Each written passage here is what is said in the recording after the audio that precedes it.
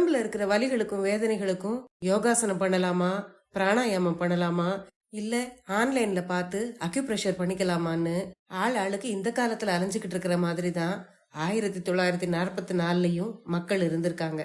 அப்படிப்பட்ட ஒருத்தருடைய கதையத்தான் இன்னைக்கு நீங்க கேட்க போறீங்க. அனைவருக்கும் வணக்கம். நீங்கள் கேட்டுக்கொண்டிருப்பது கதை ரேடியோ தமிழ். இன்னைக்கு நீங்க கேட்க போற சிறுகதையின் தலைப்பு என்னை பிடித்த யோகாசனம். இந்த கதை நகைச்சுவையோட ஒரு அறிவுரையையும் சொல்ற மாதிரி அமைஞ்சிருக்கு. கதைக்குள்ள போறதுக்கு முன்னால சேனலுக்கு வந்திருக்கிற எல்லாருக்கும் என்னுடைய அன்பான வரவேற்புகள். கதைகள் பிடிச்சிருந்தா அதுக்கு ஒரு லைக் கொடுங்க. புதுசா வந்திருந்தீங்கன்னா மறக்காம சேனலை சப்ஸ்கிரைப் பண்ணிக்கோங்க. இப்ப வாங்க கதையை ஆரம்பிக்கலாம். இந்த கதையோட நாயகன் ராமசாமி தன்னுடைய கதையை தானே சொல்றாரு. இந்த காலத்துல தமிழ்நாட்டுல இருக்கிற சில பத்திரிகைகள்ல இருக்கிற யோகாசன கட்டுரைகளை பார்த்ததும் எனக்கு பெரும் பீதியே ஏற்பட்டுருச்சு.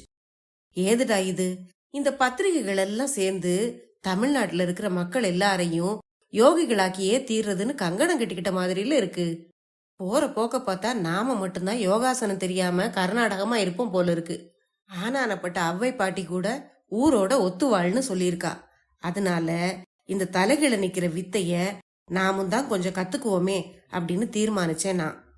ஒரு சுபயோக சுபதினத்துல நல்ல நேரமா பார்த்து இது வரைக்கும் யோகாசனங்களை பத்தி வெளிவந்த கட்டுரைகளை எல்லாம் எடுத்து வச்சுக்கிட்டு சாய்வு நாற்காலியில படுத்தபடி ஆராய்ச்சி பண்ண ஆரம்பிச்சேன்.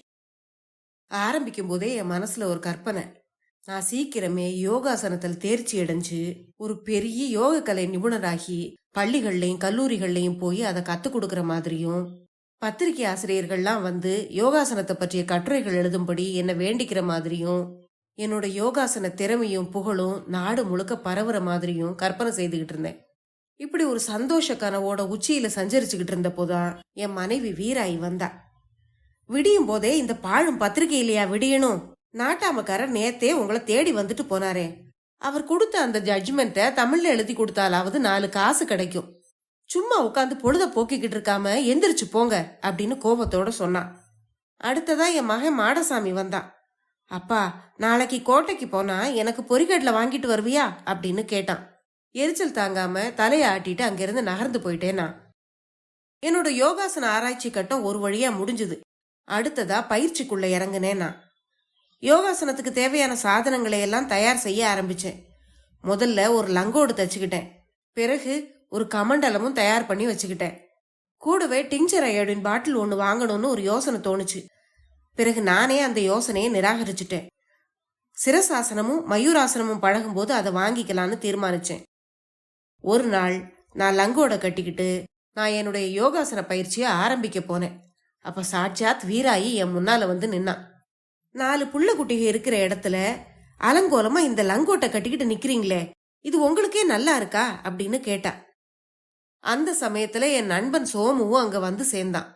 எங்க வீட்டுல உப்புமா பண்ணும் போதெல்லாம் என் நண்பன் சோமுவுக்கு மூக்குல வேர்த்துரும். ஏதாவது சாக்கு சொல்லிக்கிட்டு வந்துருவான். அவனை பார்த்ததும் என் மனைவி இலையில பழையதை போட்டு வச்சு எவ்வளவு நேரம் ஆகுது, சீக்கிரம் வந்து சாப்பிடுங்க, எத்தனை நேரம் உங்களுக்காக காத்துக்கிட்டு இருக்கிறது அப்படின்னு எரிச்சலோட சொல்லிட்டு போனான். என் மனைவி சொன்னதை கேட்டு சோமு எங்கேயும் நகர்ந்து போயிடல. நான் யோகாசனம் பண்ண போற இடத்துக்கு பக்கத்திலேயே வந்து உட்கார்ந்தான். அவன் பக்கத்துல உட்கார்ந்துருக்கிறதையும் லட்சியம் பண்ணாம நான் பத்மாசனம் போட ஆரம்பிச்சேன். என்னோட முழங்கால் தரையில படவே மாட்டேன்னுது. அத நான் ஒரு கையால அழுத்தி அவஸ்தைப்பட்டுக்கிட்டு இருந்தேன். அத பார்த்த சோமு, ஏண்டா உனக்கு இந்த தொல்லை, இத்தனை வயசுக்கு மேல உடம்பு வளையுமா அப்படின்னு கேட்டான். சோமுவுக்கு என் மேல பொறாம. அவனோட வயிறு கழனி பானையை போல இருக்கும். குன்றக்குடிக்கு காவடி எடுத்தா கூட அவனுக்கு யோகாசனம் வராது. நான் யோகாசனம் படிச்சு தேர்ச்சி அடைஞ்சிட்டா எனக்கு சீடனாகிற யோகியதை கூட அவனுக்கு இருக்காதேங்கிறதாலதான் அவனுக்கு என் மேல பொறாம. அவனோட பேச்ச கேட்டு நான் என் யோகாசனத்தை விட்டுருவேனா என்ன? நான் விடாமுயற்சியோட தொடர்ந்து பண்ணினேன். பத்மாசனம், சித்தாசனம், ஹாலாசனம், தனுராசனம், சர்வாங்காசனம், பச்சிமோத்தாசனம், உட்டியானம், நவுலி முதலிய ஆசனங்களை ஒரு மட்டா பழகிட்டேன். ஆனா அந்த பாலும் சிரசாசனத்தையும் மயூராசனத்தையும் மட்டும் ஆண்டவன் என் தலையில எழுதல போல இருக்கு. ஆரம்பத்துல நான் சிரசாசனம் பழகும் போது முதல்ல கதவை அடைச்சுக்கிட்டு என் மனைவிய உதவிக்கு பக்கத்துல வச்சுக்குவேன். என் மகனும் கூட டிங்சர் அயோடின் மாதிரி மருந்துகளை வச்சுக்கிட்டு தயாரா நின்னுகிட்டு இருப்பான். கூடிய சீக்கிரத்துல யோக பயிற்சியில என்னோட மனைவியோட உதவியால ஒரு பிரயோஜனமும் இல்லைங்கிறத நான் புரிஞ்சுக்கிட்டேன். அவளால ஒரு தடவையாவது என் கால்களை பிடிச்சு நேரே நிறுத்த முடியறதில்ல. அதனால என் மனைவியை நம்புறதை விட ஒரு காரச்சுவரை நம்புனா கூட புண்ணியம் உண்டுன்னு நினைச்சு சுவரையே ஆதரவா வச்சுக்கிட்டு பழக ஆரம்பிச்சேன். கூடிய சீக்கிரத்துல அதுவும் பிரயோஜனம் இல்லைன்னு தெரிஞ்சுக்கிட்டேன். ஏன்னா என் கால்கள் சுவர்ல போய் சாயறதுக்கு முன்னாலேயே இடது பக்கமோ வலது பக்கமோ சாஞ்சு நான் பொத்துன்னு கீழே விழுந்துருவேன். அத்தனை தடவைகள் விழுந்தும் என் கால் எலும்புகள் ஒடியலைன்னா அது கடவுளோட கிருபைன்னு தான் சொல்லணும். கடவுள் கருணை வடிவானவர்னு பக்தர்கள் சொல்றத இப்பவாவது நீங்க நம்பித்தான் ஆகணும். என்னோட சிரசாசன பயிற்சியால நான் ஒரு சிறந்த உண்மையை புரிஞ்சுக்கிட்டேன். இந்த உடம்பு மண்ணால் ஆனது, மறுபடியும் அது மண்ணையே போய் சேருங்கிறத என்னுடைய சிரசாசனம் ஒவ்வொரு நிமிஷமும் எனக்கு நினைவுபடுத்துச்சு. என் மகனும் அதை பார்த்து ஒரு பாடம் கத்துக்கிட்டதா சொன்னான். அப்பா, பூமிக்கு புவியீர்ப்பு சக்தி உண்டுங்கிறத நீ எவ்வளவு தெளிவா விளக்கி காட்டுற அப்படின்னு சொன்னான். இவ்வளவு நாள் நான் யோக பயிற்சி பண்ணிருக்கேனே, அதுல எனக்கு என்ன நன்மை கிடைச்சது நான் கேக்குறீங்க? ஐயோ, அந்த கன்றாவியத்தான் எப்படி சொல்லன்னு தெரியல. ஒவ்வொரு ஆசனமும் எனக்கு ஒவ்வொரு வரப்பிரசாதத்தை கொடுத்தது. ஹாலாசனத்தால முதுகெலும்பு வலி, சர்வாங்காசனத்தால தொண்டை வலி, கழுத்து வலி, உட்டியானம், நவுலி இதனால வயிற்று வலி, வயிற்றோட்டம். எனக்கு இத்தனை வியாதிகள் கூட பெருசா தோணல. ஆனா என் மனைவிக்கு என்ன பதில் சொல்றது? என் நண்பன் சோமு வேற என்ன கேலி பண்ணுவானே, அவன் முகத்துல இனி எப்படி முழிக்கிறது? இப்படிலாம் நான் நினைச்சுக்கிட்டு இருக்கும்போது சாட்சாத் சோமுவே அங்க வந்துட்டான். வந்தது வராததுமா, ஏண்டா நான் தான் அன்னைக்கே சொன்னேனே கேட்டியா? இந்த யோகாசனம் எல்லாம் நமக்கு வேண்டாம். இந்த கலியுகத்துல யோக வித்தைய பூர்ணமா தெரிஞ்சுக்கிட்டவங்க யாரும் கிடையாது. அதுக்கெல்லாம் தேர்ந்த குருமார்கள் வேணும்டா. அப்படிப்பட்ட குருமார்கள் கூட இப்பெல்லாம் கிடையாது. எத்தனையோ தடவை நான் சொன்னேன், உன் காதுல ஏறல. இப்ப என்னன்னா இத்தனை பிரச்சனைய உடம்புக்கு இழுத்து வச்சுக்கிட்டு நிக்கிற. இப்ப இதுக்கெல்லாம் என்ன செய்ய போற அப்படின்னு கேட்டான். நான் ஒன்னும் பதில் சொல்ல தெரியாம அரக்க பறக்க முழிச்சேன். சோமு உண்மையிலேயே நல்ல மனுஷன். கேள்வியை கேட்டுட்டு பதிலையும் அவனே சொல்லிட்டான். நான் சொல்றத கேளு. ஏதோ ஆரம்பிச்சது ஆரம்பிச்சுட்டேன். யோகாசனத்தால உண்டான நோயையெல்லாம் யோகாசனத்தால தான் தீக்கணும். அதனால உடனே உதகமண்டலத்துக்கு புறப்பட்டு போ. நேற்று தான் பத்திரிகையில யோகானந்தரோட படமும் உதகமண்டலத்துல அவர் ஆரம்பிச்சிருக்கிற யோகா ஆசிரமத்தோட படமும் பிரசுரமாயிருந்தது. அந்த ஆசிரமத்துக்கு போய் 3-4 மாசமாவது அங்க தங்கி இருந்து நல்லா ஆசனத்தை பழகிக்கிட்டு வந்துரு அப்படின்னு சொன்னான். மறுநாள் காலையிலேயே நான் உதகமண்டலத்துக்கு போகிறதுக்கு தயாரானேன். ரயில்ல டிக்கெட்டும் எடுத்தாச்சு. அன்னைக்கு ராத்திரி எனக்கு தூக்கமே வரல. பல தடவை திடுக்கிட்டு எழுந்து இன்னும் விடியலையா விடியலையான்னு பார்த்தேன். தூங்க ஆரம்பிச்சாலே யோகாசனத்தை பத்தின கனவு தான் எனக்கு. சுவாமி யோகானந்தர் என்னை பார்த்த உடனே ரொம்ப நாளா தான் எதிர்பார்த்துக்கிட்டு இருந்த ஒரு சீடன் வந்துட்டதா நினைச்சு அவர் என்னை மலர்ந்த முகத்தோட வரவேற்கிறதாகவும், அவர்கிட்ட இருந்து நிறைய யோக ரகசியங்களை அறிஞ்சுக்கிற மாதிரியும், ராஜயோகம், பக்தி யோகம், கர்ம யோகம், ஞான யோகம் இத பத்தி எல்லாம் அவர் எனக்கு கத்து கொடுக்கற மாதிரியும், அதுக்கு பிறகு நான் அமெரிக்காவுக்கு பிரயாணம் செய்யறதாகவும், அங்க ஒரு சர்வ மத சபையில பிரசங்கம் செய்யற மாதிரியும் கனவு கண்டேன். அமெரிக்கா போயிட்டு அங்க இருந்து பாரதத்துக்கு திரும்பி வரேன். உலகமெல்லாம் என் புகழ் பரவிருச்சு. கடைசியில இமயமலையில இருக்கிற ஒரு குகையில நான் தவம் செய்யறேன். அப்போ என் மனைவி வந்து என்ன நாதா அப்படின்னு கூப்பிடுறா. நீ யாரு, உன்னை எனக்கு தெரியாதேன்னு நான் சொல்றேன். அவ மறுபடியும் நாதா நாதா என்ன மறந்துட்டீங்களா அப்படின்னு கெஞ்சுறா. நான் பிடிவாதமா நிஷ்டையில ஆழ்ந்துடுறேன். என் மனைவி திடீர்னு என் தோள்களை பிடிச்சு குலுக்குறா. நான் திடுக்கிட்டு முழிச்சு பார்த்தேன். ஏங்க, மணி 7 ஆகுது, நீங்க இன்னும் ரயிலுக்கு புறப்படலையா அப்படின்னு உண்மையிலேயே என் மனைவி என் தோளை பிடிச்சு குலுக்கி சொல்லிக்கிட்டு இருந்தா. எழுந்திருச்சு கடிகாரத்தை பார்த்தேன். மணி 7. 8 மணிக்கு வண்டி புறப்பட போகுது. அதனால அவசர அவசரமா காலை கடன்களை முடிச்சுட்டு கோட்டை மாட்டிக்கிட்டு பொத்தான்களை கூட போடாம கிளம்புனேன். வாசல் படியில இறங்குனனோ இல்லையோ, அடுத்த வீட்டு செட்டியார் புன்முறுவலோட வந்தாரு. ஏது ரொம்ப அவசரம் போல இருக்கே, எங்க போறீங்க அப்படின்னு கேட்டாரு. இந்த செட்டியார் சாதாரணமா நல்ல மனுஷர் தான். ஆனா அவர்கிட்ட இருக்க ஒரு கெட்ட வழக்கம் என்னன்னா, யாரு வெளியே புறப்பட்டாலும் சரி எங்க போறீங்கன்னு கேட்டுருவாரு. அவர்கிட்ட பல தடவை நான் சொல்லியிருக்கேன், யாராவது ஒரு காரியமா போகும்போது அவங்க கிட்ட எங்க போறீங்கன்னு கேட்டா அந்த காரியம் வெற்றி அடைகிறது இல்ல. அதனால இந்த மாதிரி அப்படி கேட்காதீங்கன்னு சொல்லியிருக்கேன். ஆனா அவரு நான் சொல்ற எதையுமே கவனிக்கிறது இல்ல. காலையில அவர் கண்ணுல படாம போகணும்னு நான் எத்தனையோ சாமிகளை வேண்டி இருந்தேன். ஆனாலும் திடுக்குன்னு எதிர வந்து எங்க போறீங்கிற வெடிகுண்டையும் போட்டுட்டாரு. எனக்கு வயித்தெரிச்சல் பொறுக்க முடியல. நரகத்துக்கு போறேன், நீங்களும் வரீங்களா அப்படின்னு கேட்டுட்டேன்.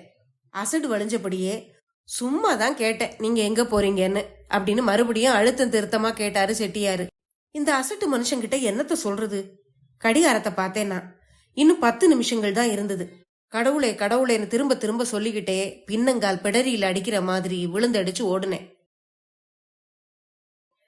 ஸ்டேஷன் அடைஞ்சு டிக்கெட்டை வாங்கிக்கிட்டு பிளாட்ஃபாரத்துக்குள்ள நுழைஞ்சேன். வண்டி கிளம்பிருச்சு. நான் ஓட, ரயில் ஓட, கடைசியில வண்டியை பிடிச்சி ஏறி ஒரு வாரம் உள்ள உட்கார்ந்தேன். இத்தனை இடையூறுகளுக்கு அப்புறம் நான் ஒரு வாரம் உதகமண்டலத்துக்கு போய் சேர்ந்தேன். ரயிலை விட்டு இறங்குனதும் அந்த யோகாசிரமம் எங்க இருக்குன்னு டிக்கெட் கலெக்டரையே கேட்டேன். என் தைரியத்தை பாருங்களேன். அவர் தெரியாதுன்னு சொல்லிட்டாரு. பிறகு அந்த யோகானந்தரையும் அவர் புதுசா திறந்திருக்கிற யோகாசிரமத்தையும் தேடி ஊர் முழுசும் அலைஞ்சேன்.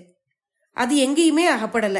யோகானந்தரும் யோகாசிரமமும் உதகையில இல்லவே இல்லைன்னு புரிஞ்சுக்கிறதுக்கு எனக்கு ஒரு நாள் ஆச்சு. அட பாவிகளா, ஒண்ணுமே இல்லாம இப்படி வெற்று விளம்பரம் கொடுத்துருக்கீங்களே அப்படின்னு யோகானந்தரை மனசார சபிச்சேன். ஆனாலும் திரும்ப வீட்டுக்கு போக கூடாதுங்கிறதுல தீர்மானமா இருந்தேன். பம்பாயில சுவாமி சிகிச்சானந்தருங்கிறவரு ஒரு யோகாசிரமம் வச்சிருக்கிறதா ஏற்கனவே கேள்விப்பட்டிருந்தேன். அங்க போகலான்னு முடிவு செய்தேன். உதகமண்டலத்தை போல இல்லாம பம்பாயில உண்மையிலேயே யோகாசிரமம் இருந்தது. அந்த யோகாசிரமத்தோட அதிசயங்களை நான் எப்படி சொல்றது? உள்ள நுழைஞ்சா எங்க பார்த்தாலும் மனுஷங்க யோகாசனம் பண்ற மாதிரியான படங்கள், எந்திரங்கள். சுவாமி சிகிச்சானந்தர் யோகாசன வித்தைய அக்குவேறு ஆணிவேரா பிரிச்சு வச்சிருந்தாரு. பாருங்களேன், ஆசனங்கள் மட்டும் கற்றுக் கொடுக்கறதுக்கு மாசம் 3 ரூபாய், பிராணாயாமம் கத்துக் கொடுக்கறதுக்கு மாசம் 5 ரூபாய், ரெண்டையும் சேர்த்து கத்துக்கிறதுனா மாசம் 7 ரூபாய். எப்படி இருக்கு பாருங்க. இப்படி யோக வித்தைய ரூபா, அணா, பைசாவா மாத்தின பேர்வழி லேசானவரா இருப்பாரா என்ன? இப்படியெல்லாம் நான் யோசிச்சுக்கிட்டு இருந்தேன். அப்போ சுவாமியே வந்துட்டாரு. நான் அவர்கிட்ட என்னுடைய கதை முழுசையும் சொன்னேன். நாளைக்கு காலையில வந்து என்ன பாரு அப்படின்னு சொல்லிட்டு சுவாமிஜி போயிட்டாரு. அடுத்த நாள் காலையில அவசர அவசரமா எழுந்து குளிச்சுட்டு அவர்கிட்ட போனேன். எங்க சிரசாசனம் போடு பாப்போம் அப்படின்னு சொன்னாரு. அதுதானே எனக்கு வராது அப்படின்னு சொன்னேன்னா. அப்படி சொல்லு, அதுதான் காரணம் அப்படின்னு சொல்லிட்டு அவருடைய சீடர் ஒருவரை கூப்பிட்டாரு. அவர்கிட்ட மெல்லிய குரல்ல எந்திரம் ஒன்ன கொண்டு வரும்படி சொன்னாரு. அந்த எந்திரத்துக்குள்ள என்னை நிறுத்தி வச்சு பூட்டிட்டு எல்லாரும் போயிட்டாங்க. அந்த எந்திரத்துல மூச்சு விடுறதுக்காக என்னுடைய முகப்பக்கம் மட்டும்தான் திறந்திருந்தது. மற்றபடி என்னுடைய முழு உடம்பும் அந்த எந்திரத்துக்குள்ள வச்சு பூட்டப்பட்டிருந்தது. அன்னைக்கு சாயந்தரம் 6 மணிக்கு தான் என்னை மறுபடியும் திறந்து விட்டாங்க. அன்னைக்கு ராத்திரி முழுசும் நான் பட்ட பாடு அந்த ஆண்டவனுக்கு தான் தெரியும். தலைவலி, கண் குத்து, காது வலி, பல்வலி, இப்படி ஏகப்பட்ட வலி என்னால பொறுக்கவே முடியல. மறுநாள் காலையிலேயே நான் நேரா சுவாமிஜி கிட்ட போய் முறையிட்டேன். அவரு அலட்டிக்காம பதில் சொன்னாரு. இன்னும் 2 நாட்கள்ல எல்லாம் சரியாயிரும் அப்படின்னு சொல்லிட்டு மறுபடியும் அந்த எந்திரத்துல என்ன தலைகீழா நிறுத்தி பூட்டிட்டாங்க. அன்னைக்கு ராத்திரியும் எனக்கு தாங்க முடியாத வலி, என் உயிரே போயிரும் போல இருந்தது. அதனால அதுல இருந்து தப்புறதுக்காக ஒரு யோசனை செய்தேன். காலையில எழுந்ததும் சுவாமிஜி கிட்ட போய், சுவாமிஜி, உங்களுக்கு நான் எப்படி என் நன்றியை தெரிவிக்கிறது? என் உடம்புல இருந்த வலியெல்லாம் சூரியனை கண்ட பனியை போல விலகிருச்சு. இன்னைக்கு நான் ஊருக்கு திரும்பி போறேன், எனக்கு நீங்க அனுமதி அளிக்கணும் அப்படின்னு கும்பிட்டபடி கேட்டேன். அதை கேட்ட சுவாமிஜி ஒரு நிமிஷம் யோசிச்சாரு. சரி, நீங்க போகலாம், ஆனா அப்படின்னு சொல்லி என் கையில ஒரு அச்சடித்த காகிதத்தை கொடுத்தாரு. பில் கொடுக்கற உரிமை இங்கிலீஷ் டாக்டர்களுக்கு மட்டும்தான் இருக்குன்னு நான் இதுவரைக்கும் நினைச்சுக்கிட்டு இருந்தேன். யோக பயிற்சியாளர்களும் அந்த லைசன்ஸை வாங்கி இருக்காங்கன்னு எனக்கு அப்பதான் தெரிய வந்தது. மறு வார்த்தை பேசாம அதுல குறிப்பிட்டிருந்த 25 ரூபாயை எண்ணி மேஜை மேல வச்சேன். சுவாமிஜி தன்னோட டைப்பிஸ்ட கூப்பிட்டாரு. நீ போய் ஒரு சர்டிபிகேட் டைப் பண்ணி கொண்டு வா அப்படின்னு கட்டளை இட்டாரு. 5 நிமிஷத்துல அவர் சொன்ன அந்த சர்டிபிகேட்டும் வந்தது. அதுல எனக்கு இருந்த நோய்களோட விவரமும் அது யோக சிகிச்சையால 2 நாள்ல குணமான அதிசயத்தை பத்தியும் அதுல எழுதப்பட்டிருந்தது. என்னடா இது, பிள்ளையார் பிடிக்க போய் அது பூதமான கதை போல இருக்கே அப்படின்னு நினைச்சுக்கிட்டே அந்த சர்டிபிகேட்லயும் ஒரு கையெழுத்தை போட்டு கொடுத்துட்டு தலை தப்புனது தம்புரான் புண்ணியம் அப்படின்னு நான் கிளம்பிட்டேன். இத்தனைக்கு பிறகும் யோகாசனத்து மேல எனக்கு இருந்த நம்பிக்கை மட்டும் போகல. ஸ்ரீநகர்ல பத்திரிகைகள்ல யோகாசன கட்டுரைகள் எழுதுற யோகீஸ்வரானந்தருடைய ஆசிரமம் இருந்தது. அதையும் போய் பார்த்துட்டு வந்துடலாமேங்கிற எண்ணத்தோட ரயில் ஏறினேன். நான் யோகீஸ்வரானந்தருடைய ஆசிரமத்தை அடைஞ்சப்போ அவருடைய சீடர்கள்ல சிலர் வெளியே உட்கார்ந்துருந்தாங்க. நான் சுவாமிஜியை பார்க்கணும்னு அவங்க கிட்ட சொன்னேன். அவரெல்லாம் இப்ப பார்க்க முடியாது, அவருக்கு உடம்பு சௌகரியம் இல்ல அப்படின்னு ஒருத்தர் சொன்னாரு. சுவாமிக்கு உடம்புக்கு என்ன அப்படின்னு நான் கேட்டேன். அவரு மூல வியாதியால ரொம்பவும் கஷ்டப்பட்டுக்கிட்டு இருக்காரு அப்படின்னு சொன்னாங்க. பச்சிமோத்தாசனம் செய்தா மூல வியாதி பறந்தோடி போயிருமே அப்படின்னு என்னையும் அறியாம நான் சொல்லிட்டேன். பிறகு நாம எந்த இடத்துல இருக்கோங்கிறது ஞாபகத்துக்கு வரவே கை கட்டி வாய் புதைச்சு, மன்னிச்சுக்கோங்க, ஏதோ அவசரத்துல நான் அறியாம சொல்லிட்டேன் அப்படின்னு சொன்னேன். இதுக்குள்ள அங்க ஒரு தபால்காரன் வந்து ஒரு கட்டு காகிதங்களை கொடுத்துட்டு போனான். அந்த கடிதங்கள் எல்லாம் என்ன மாதிரியே பத்திரிகையை பார்த்து யோகாசனம் பண்ணி பழகினவங்களுடைய கடிதங்கள் தான். ஒருத்தருக்கு வயிற்று வலி, இன்னொருத்தருக்கு வயிற்று கடுப்பு, மற்றவருக்கு தலைவலி, இன்னொருத்தருக்கு நெஞ்சு வலி, எஞ்சின ஒருத்தருக்கு மூலம், இப்படி எல்லாம் ஆசன பயிற்சியால வந்த விளைவுகள். அதுக்கெல்லாம் என்ன செய்யறதுன்னு சுவாமிஜியோட கருத்தை கேட்டு அவங்க எழுதியிருந்தாங்க. அந்த கடிதங்களை எல்லாம் எனக்கு முன்னாலதான் சுவாமிஜி கிட்ட அவங்க சீடர்கள் வாசிச்சு காட்டினாங்க. அதை கேட்க கேட்க சுவாமிஜிக்கு கோபம் பொறுக்க முடியல. பதஞ்சலியோட யோக சூத்திரத்துல 2 சூத்திரங்களுக்கு அறகுறைய அர்த்தம் படிச்சுக்கிட்டு நான் பத்திரிகையில எழுதுனா, அதை பேசாம படிச்சுட்டு சிவனேன்னு கிடக்காம இவங்களை யார் இப்படி பயிற்சி செய்ய சொன்னது? இந்த ஜென்மத்துல நான் உட்டியானமும் செய்ததில்ல, நவுலியும் செய்ததில்ல. 4 நாட்களா நான் படுற பாடு அந்த பகவானுக்கு தான் தெரியும். என்கிட்ட போய் மலச்சிக்கலுக்கு என்ன பண்றதுன்னு கேட்டா நான் என்ன சொல்லுவேன்? கட்டுரை எழுதுறதுக்கு பத்திரிகைக்காரன் கொடுக்கற காசு இந்த கடிதங்களுக்கு பதில் எழுத கூட காணாது. கிருஷ்ணானந்தா, இனிமே யோகாசன கட்டுரைகள்லாம் என்னால எழுத முடியாது. இது அப்படியே அந்த பத்திரிகை ஆசிரியருக்கு கடிதம் எழுதி சொல்லிரு அப்படின்னு அழுத்தமா சொன்னாரு சுவாமிஜி. அத கேட்டனா மறுவார்த்தை பேசாம அந்த ஆசிரமத்தை விட்டு மெல்ல வெளியேறின. கதை முடிவடைந்தது. இன்னைக்கும் பத்திரிகைகள்லயும் யூடியூப்லயும் இன்ஸ்டாகிராம்லயும் நாம இதைத்தான் பாத்துக்கிட்டு இருக்கோம். புரிஞ்சுக்காம தவறா செய்யற பயிற்சிகளால என்னென்ன பிரச்சனைகள் ஏற்படுங்கிறத இந்த கதையில ஆசிரியர் நகைச்சுவையோட சொல்லியிருக்காரு. இந்த கதையை பற்றி உங்களுடைய கருத்துக்களை மறக்காம கமெண்ட்ல சொல்லுங்க. அடுத்த பதிவுல இன்னொரு சுவாரஸ்யமான கதையுடன் சந்திப்போம். நன்றி.